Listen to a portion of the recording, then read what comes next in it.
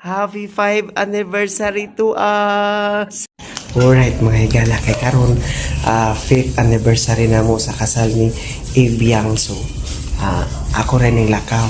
Dayon, yung ko nga, mapalit na kong cake. So, ang surprise siya. Ay, kaya mga babae, o hindi mo tagaan. So, sino ko mo, magpugos mo. So, 5 years na mo binugno. Ay, karon mga higala. 5 years pa rin. Naku na to ha.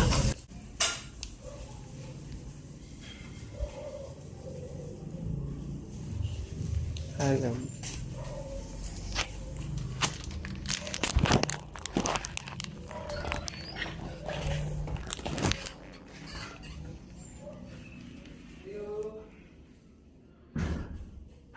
Hello!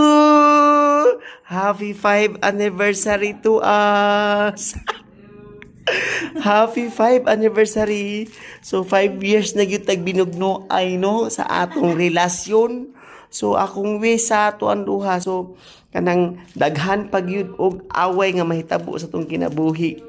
So karon mga higala kay 5 years gyud ang amo ang kasal. So na surprise siya kay dili mo kay ko hinatag og ganang kuan mga higala. So karon kay 5 years nang binugno ay namo. More ang wish ko sa imuha kay more bugno to come nga maabot sa tong kinabuhi. So again may higala, happy 5th anniversary sa amo ang duha sa among kasal. So karon may higala, salamat kaayo ang basta di ko magkuan-kuan kay magbugno man gihapon. Batasan po ng mga babae ng mga gaya tagaan mo bulaklak. Yan. Kung magwiswis ta, maura man gihapon siguro. O di, nagbugno ra gihapon. Ha? Na, alam ra. O pero dahil na lang kay amo ang mga adlaw karon duha, ha? Kay 5 years naman mi. So again, salamat sa kuan kay na nakuan ka na Jaman. na-surprise ka. Kasi dili mo ko hinatag og karon mga higala no kay mga Masya hilig. nya karon kay nagabiin naman lang nag-uol siya ba?